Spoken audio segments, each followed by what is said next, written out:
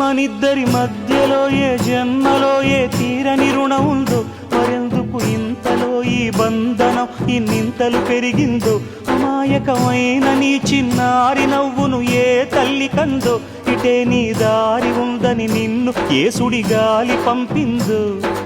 పాపం పుణ్యం దేవుడికెరుక, పేదకు దొరికిన బంగారు కణిక, పాలు వెన్నా లేవని అనక ప్రేమను తాగి పెరగవెసిలక.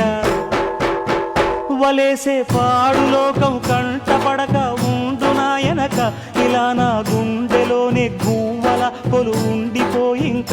ఇటే పోస్తే ఎమున్నైనా నిలేస్తానే, మరింక ఏ కీడు నీ వంక రాలే.